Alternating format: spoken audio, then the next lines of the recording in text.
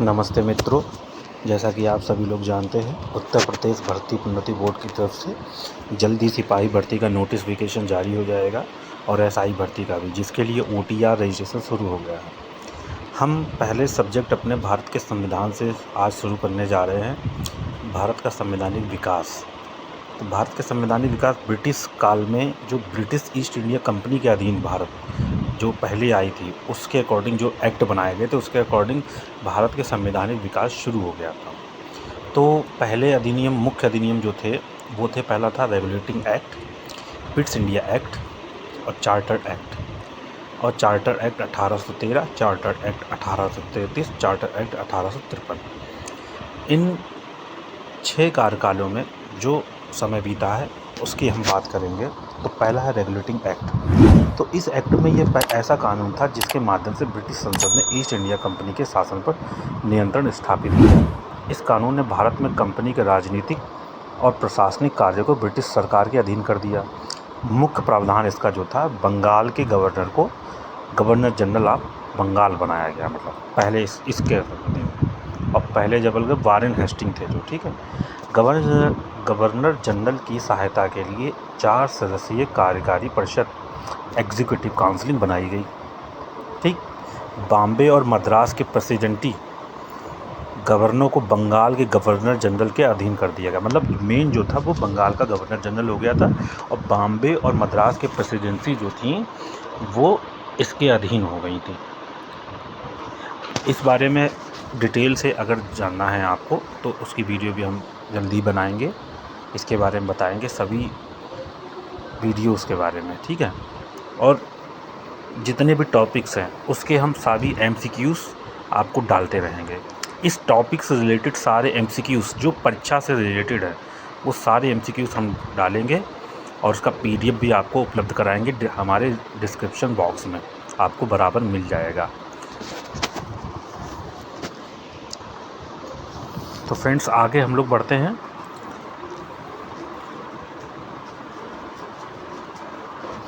इस टॉपिक से रिलेटेड जो भी जानकारी है वो यूपीएससी व पीसीएस के एग्ज़ाम में व आरओ एआरओ व इलाहाबाद हाईकोर्ट के एआरओ एआरओ व जितने भी एग्ज़ाम हैं, मतलब स्टेट लेवल या सेंट्रल लेवल के, सभी में काम आएगा।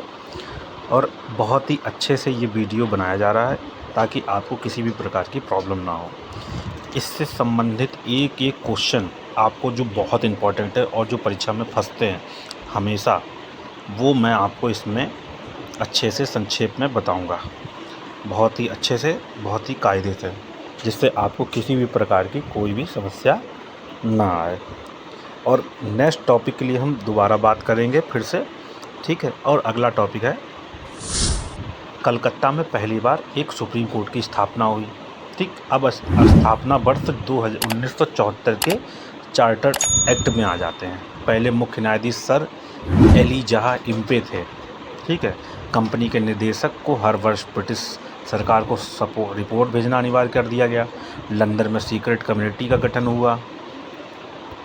तो हम लोगों को ये पता चलता है कि स्थापना वर्ष 1774 में पहले मुख्य न्यायाधीश सर एलिजाह इम्पे के कार्यकाल में, मतलब कलकत्ता में पहली बार सुप्रीम कोर्ट की स्थापना, यानी कि भारत का पहला सुप्रीम कोर्ट जो है कलकत्ता में स्थापित हुआ। और आप लोग ये भी जानते हैं पहले कलकत्ता ही राजधानी हुआ करती थी भारत की, बाद में दिल्ली बनी है। सन 1911 में स्थानांतरित की गई थी, कलकत्ता से दिल्ली को ओर स्थानांतरित कर दी गई थी। क्योंकि ये मॉडर्न हिस्ट्री का हिस्सा है तो हम आपको बहुत ही अच्छे से बता रहे हैं ये बात। कंपनी के निर्देशकों को हर ब्रिटिश सरकार को रिपोर्ट भेजना अनिवार्य कर दिया गया। इसका मतलब पहले वाला जो नियम था उसमें पहले रिपोर्ट भेजना अनिवार्य नहीं था। अब कंपनी के निर्देशक को, जो डायरेक्टर होता था, उसे हर एक चीज़ की रिपोर्ट भेजना, उसका लेखा जोखा, आय वित्त से संबंधित जो भी था वो लेखा जोखा उसको देना पड़ता था। और लंदन में एक सीक्रेट कमेटी की भी गठन करा गया था जो इस पर नज़र रखती थी। अब महत्व और उद्देश्य इसका ये था कि कंपनी के कार्यों पर नियंत्रण और निगरानी रखना, ठीक है। कंपनी के कार्यों पर नियंत्रण एवं निगरानी रखना था इसका काम। भारत में शासन व्यवस्था को नियंत्रित करना, मतलब वहीं से बैठे बैठे, मतलब ब्रिटिश जो एम्पायर था वहाँ से बैठे बैठे इसको नियंत्रित करना और भ्रष्टाचार को रोकना, लेकिन कंपनी में, ना कि भारत में। ये ब्रिटिश संसद द्वारा भारत पर शासन की शुरुआत थी। तो यहीं से नींव पड़ जाती है कि ब्रिटिश संसद मतलब कैसे वहाँ एक मतलब एक प्रशासन टाइप का बन गया कि जैसे कोई कमेटी टाइप की बन जाए किसी चीज़ को चलाने के लिए, हम लोग आपस में बना लेते हैं। तो वैसे ही ब्रिटिश संसद द्वारा भारत पर शासन की शुरुआत ये यहीं से इसी प्रकार से हो गई थी। एक मतलब एक टाइप की गुलामी टाइप की उन्होंने हमारे ऊपर थोप दी कुल मिला के। और ये नियंत्रण इतना ज़्यादा हो गया कि कंपनी के अधीन होते चले गए पूरा भारत। अब परीक्षा की दृष्टि से कैसे क्वेश्चन बनेंगे, तो पहले क्वेश्चन बनेगा भारत पहला संवैधानिक कानून जो भारत के लिए ब्रिटिश संसद ने बनाया। भारत में कंपनी के शासन को नियंत्रित करने वाला पहला प्रयास, सुप्रीम कोर्ट की स्थापना 1774 कलकत्ता में, वो भी किसके, रेगुलेटिंग एक्ट 1773 के तहत। अब ये परीक्षा से संबंधित मैंने आपको पहले बता दिया था कि टॉपिक जो है आपको परीक्षा से संबंधित ही इसमें टॉपिक आपको दिए जाएंगे। जो मेन इम्पॉर्टेंट जो पूछा जाता है परीक्षा में या किसी भी परीक्षा में, जो इससे एकदम डीपली जो मतलब पूछा जाएगा, इससे ज़्यादा नहीं पूछा जा सकता। ये बहुत डीप पढ़ा रहा हूँ मैं, इससे ज़्यादा बिल्कुल भी नहीं पूछा जाएगा आपको। और किसी भी प्रकार की कोई भी समस्या आती है आप हमें कमेंट बॉक्स में जाके बता सकते हैं। किसी प्रकार का टॉपिक हो या मतलब मॉडर्न हिस्ट्री से संबंधित या प्राचीन हिस्ट्री से संबंधित जो भी हो। अब ब्रिटिश इंडिया एक्ट के 1784, जिसे ईस्ट इंडिया कंपनी एक्ट 1784 भी कहते हैं, पर और इसका परिचय इस प्रकार है। ये रेगुलेटिंग एक्ट की खामियों को दूर करने के लिए लाया गया था, ठीक है, इसलिए इसे लाया गया था। कानून का नाम ब्रिटेन के तत्कालीन प्रधानमंत्री विलियम पिट के नाम पर पड़ा है और इसके ज़रूरी भी था लाना, क्योंकि उसमें कई खामियां थी। वो लोग मनमानी करने लगे थे, बहुत ज़्यादा मनमानी कर रहे थे, इस वजह से। परीक्षा में किस प्रकार से क्वेश्चन आता है, तो यही आता है कि चार्टर एक्ट 1773 के बाद कौन सा एक्ट लाया गया उसको सुधार करने के लिए। तो बस इतना ही इसमें है, बहुत ज़्यादा तो नहीं है इसका गौर करने वाला। इसमें कोई विशेष बहुत ज़्यादा गौर करने वाला नहीं है। लेकिन हाँ, ये पूछा जा सकता है कि किस प्रधानमंत्री के नाम पर रखा गया था, तो ये विलियम पिट के नाम पर रखा गया था। अब चार्टर एक्ट 1793 का अधिनियम है, जिसे ईस्ट इंडिया कंपनी अधिनियम 1793 के नाम से भी जाना जाता है। ब्रिटिश संसद द्वारा ब्रिटिश ईस्ट इंडिया कंपनी को दिए गए चार्टर को अगले 20 वर्षों के लिए नवीनीकृत करने हेतु पारित किया गया। ये भारत में ब्रिटिश औपनिवेशिक इतिहास का एक महत्वपूर्ण हिस्सा रहा है। अब इसकी विशेषताएं जो थी वो कुछ इस प्रकार थी, आगे हम आपको इसके बारे में बता रहे हैं। जो इसकी विशेषताएं थी, मतलब कंपनी की औपनिवेशिक इतिहास का एक महत्वपूर्ण हिस्सा है। भारत सरकार जो थी, मतलब जो पहले नहीं थी, वो ब्रिटिश कंपनी, मतलब जो ब्रिटिश के अधीन रही वो भारत सरकार, वो कंपनी के द्वारा इसको नियंत्रण करते थे। अब 20 वर्षों के लिए बढ़ाते रहते थे। और 1793 के चार्टर अधिनियम की मुख्य विशेषताएं, कंपनी के चार्टर का नवीनीकरण जो 20 वर्षों के लिए बढ़ाया गया था। अब ब्रिटिश ईस्ट इंडिया कंपनी के चार्टर को अगले 20 वर्षों के लिए नवीनीकृत किया गया, जिससे भारत में व्यापार, उसका एकाधिकार जारी रहा। और चाय का जो व्यापार था, चीन के साथ व्यापार को छोड़कर बाकी सारे व्यापार जो थे उस पर नियंत्रण आ गया। मतलब जो ब्रिटिश वो था उसको कंपनी को आदेश देता था। अब गवर्नर जनरल का अधिकार और भी मजबूत हो गया भाई, वो उसको बंद भी कर सकता था भाई, कुछ भी कर सकता था उसको भाई, उसका व्यापार करने की अधिकार छीन सकता था। अब बंगाल के गवर्नर जनरल ने बम्बई और मद्रास के गवर्नर जनरल पर अपना प्रभुत्व बनाए रखा। गवर्नर जनरल इन काउंसिलिंग को अधिक शक्ति दी गई, जिससे केंद्रीकृत नियंत्रण मजबूत हुआ। अब इससे क्या होता था कि मतलब ज़्यादा शक्ति मिल गई है तो भाई उसे केंद्रीकृत ज़्यादा भावना मिल गई ना, ठीक है। अब अधिकारियों का वेतन भी इससे निर्धारित हो गया। अब इस अधिनियम ने नियंत्रण बोर्ड के सदस्यों और गवर्नर जनरल और गवर्नर और कमांडर इन चीफ के वेतन का स्पष्ट प्रावधान किया है। इससे प्रशासन पेशावर हो गया। कहने मतलब सभी को नौकरी मिल गई और सभी को वेतन मिलने लगा। कहने का मतलब ये है, सभी को वेतन मिलने लगा। अब दोहरी प्रणाली बनाए रखी गई, मतलब दोहरी, जैसे कंपनी को लाभ भी हो रहा है और उनके कर्मचारियों को वेतन भी मिल रहा है।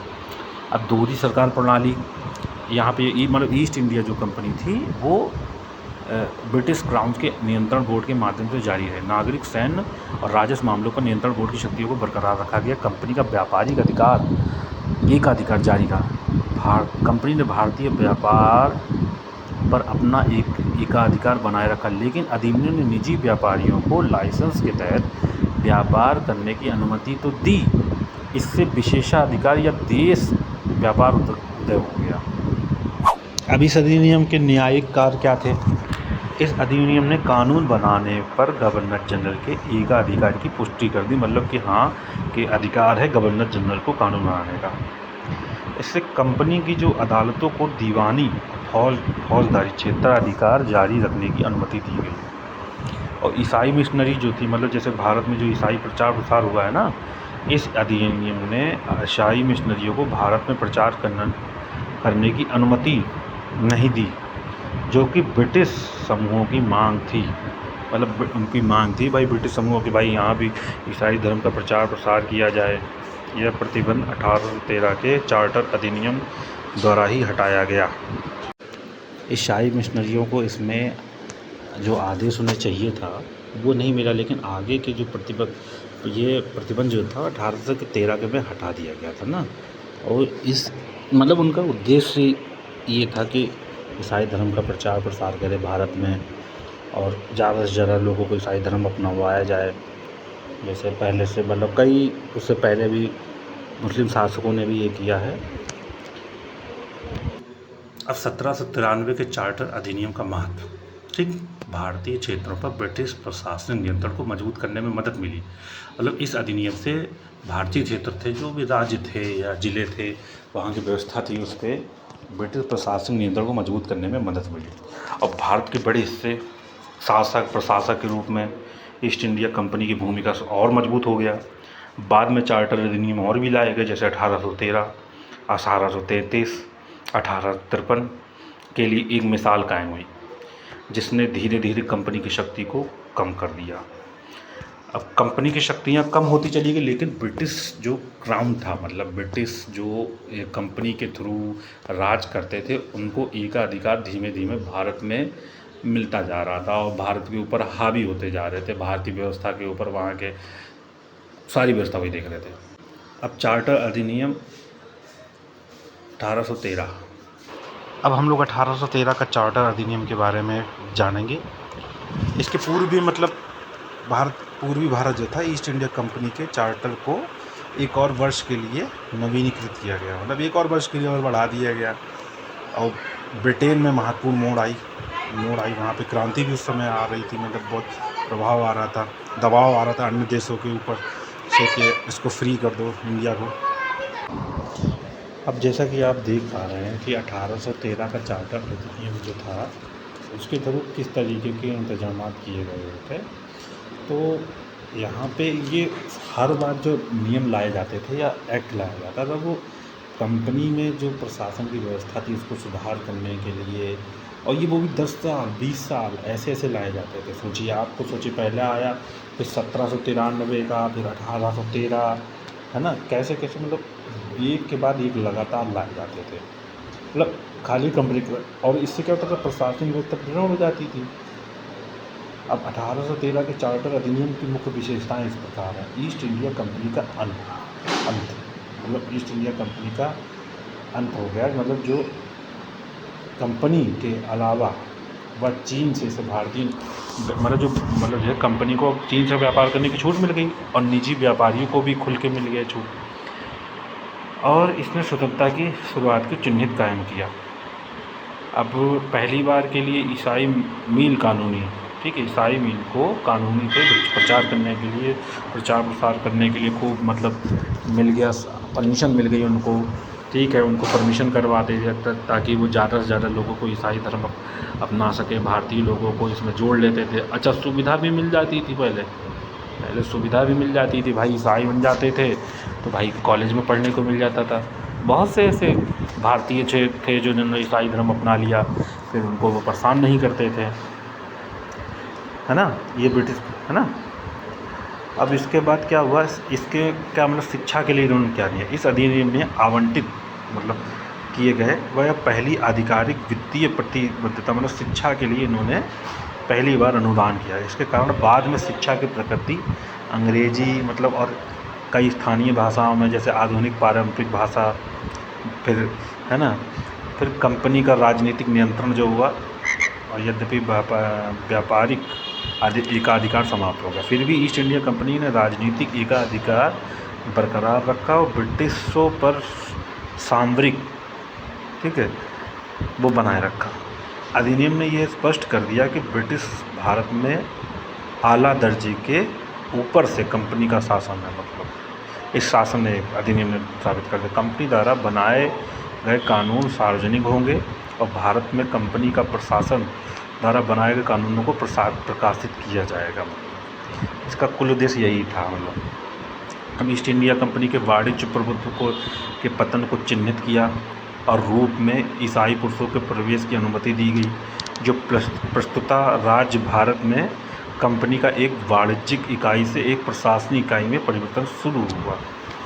ठीक है, अब इससे मतलब ये वाणिज्यिक प्रशासनिक जैसे वो लोग व्यापार करने के लिए आए थे, लेकिन धीमे धीमे क्या हुआ, जो वो ब्रिटिश सरकार थी वो कंपनी के द्वारा ब्रिटिश कंपनी को, ईस्ट इंडिया कंपनी को एकाधिकार देती चली गई। वो यहाँ के मामलों में दखल अंदाजी करने लगे, जिससे ये हो ये रहा था कि दखल अंदाजी कर रहे थे, इससे यहाँ की प्रशासनिक व्यवस्था बनती चली गई।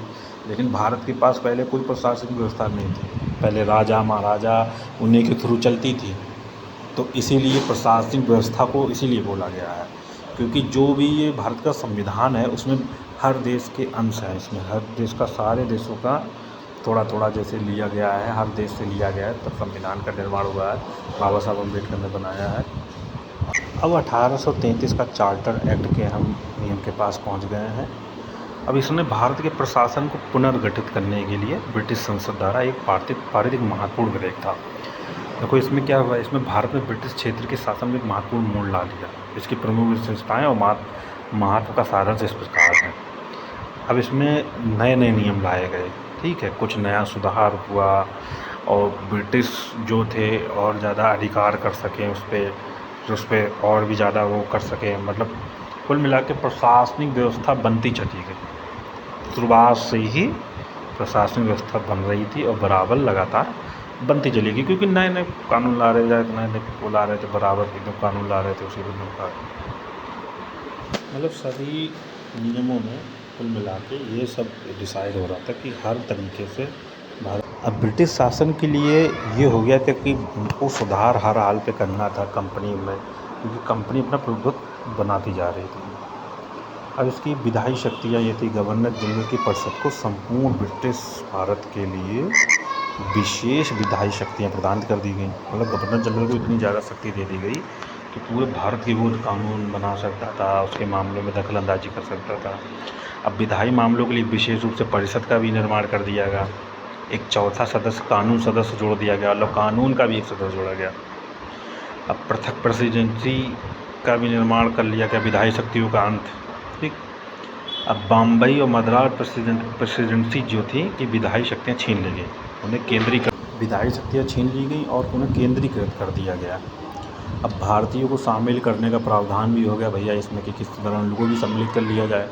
अब अधिनियम में कहा गया था कि भारतीयों को धर्म, जन्म स्थान, वंश, रंग के आधार पर कंपनी के अधीन कोई भी पद ग्रहण करने से वंचित नहीं किया जाना चाहिए। मतलब जानबूझ के ये ऐसा नियम ला दिया गया ताकि फूट डलाई जाए उसमें।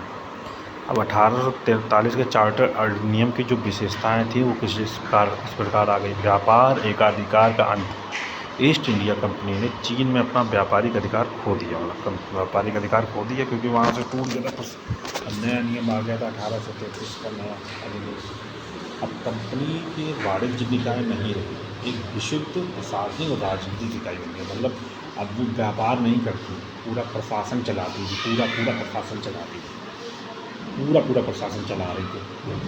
अब प्रशासन का केंद्रीकरण क्या होगा, इस अधिनियम बंगाल के गवर्नर को भारत का गवर्नर जनरल बना दिया गया। मतलब पूरे भारत में कहीं वो नियम बनाया और इसका पहला भारत का गवर्नर जनरल बना लॉर्ड विलियम बेंटिक भारत के प्रथम गवर्नर जनरल कौन बने? तो क्वेश्चन आता है भारत के गवर्नर। इस अधिनियम में भारतीय कानून को संहिताबद्ध करने के लिए प्रतिविधि आयोग की भी स्थापना का आयोजन किया गया। अब अधिनियम का महत्व ये है, ये ब्रिटिश भारतीय प्रशासन को केंद्रीकृत करने की दिशा में एक पहला कदम था। अब विधि आयोग की स्थापना के माध्यम से भारत में आधुनिक कानून की शुरुआत हुई। प्रशासनिक सुधारों और कानूनों को संहिताकरण के लिए आधार पर तैयार किया गया। भारतीय मामलों में ब्रिटिश संसद की बढ़ती भूमिका पर प्रशासक आ जाता। कुल मिला के एक तरीके की ये पूरी बनती जा रही थी कि हर तरीके से मतलब कि पूरा एकदम प्रशासनिक व्यवस्था बन गई अच्छे से, जिसमें विधि आयोग भी बन गया, गवर्नर जनरल भी बना दिया गया, केंद्रीकरण कर दिया गया है ना, और विधायी शक्तियाँ भी छीन ली गई। मद्रास प्रेसिडेंसी और क्या नाम है बम्बई प्रेसिडेंसी की मतलब सत्ता का केंद्रीकरण होने लगा पूरी तरीके से। मतलब वो जिसका व्यापार काम था, मतलब जिस कंपनी का, ईस्ट इंडिया कंपनी का, वो पूरी रूप से एक तरीके से प्रशासन पूरा करने लगी, पूरे एक तरीके से। और फिर धार्मिक मामलों में भी दखलंदाजी करने लगी थी बाद में। इसमें मंगल पांडे ने बाद में 1857 में इसका कड़ाई से विरोध भी किया था, क्योंकि वो कारतूस पे सुअर और गाय की चर्बी लगी हुई थी, क्योंकि हिंदुओं के लिए गाय पवित्र है और सुअर मुसलमानों के लिए हराम। इसी कारण ये विद्रोह हुआ था। इसी प्रकार मतलब सारे नियम कानून ऐसे ही पूरे बनाए गए, हर तरीके से ऐसे कानून नियम बनाए गए।